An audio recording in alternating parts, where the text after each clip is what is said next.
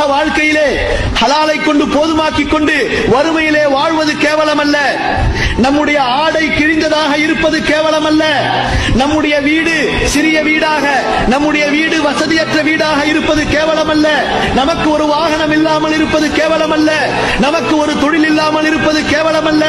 நம்முடைய இந்த உலக வாழ்க்கையில் நமக்கென்று ஒரு நிலை இல்லாமல் இருப்பது கேவலம் அல்ல. கேவலம் எது கேவலம்? நாளை மறுமையிலே அல்லாஹ் ரப்புல் ஆலமீன் மக்களை எழுப்பும் பொழுது பாவிகள் என்பதாக தனியாக பிரிக்கப்பட்டு அவர்களுடைய கைகளும் கால்களும் விலங்கிடப்பட்டு அவர்களுடைய முகங்கள் நீல நிறமாக மாற்றப்பட்டு அவர்கள் முகம் குப்பர இழுத்து நரகத்திலே தள்ளப்படுவார்களே, அல்லாஹ்வுடைய அந்த படைப்பினங்களுக்கு முன்பதாக அழைக்கப்படுவார்களே, இதோ பாவிகள் இப்போது நரகத்திலே தள்ளப்படுகிறார்கள் என்பதாக. அதுதான் சகோதரர்களே மிக